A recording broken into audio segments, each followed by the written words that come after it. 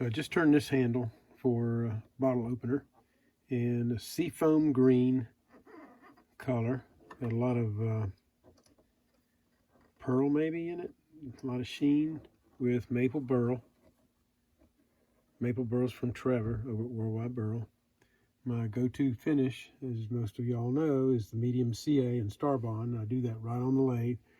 This one's got about 10, 20, 28, 29 coats of the Starbond for that high gloss. So there you go.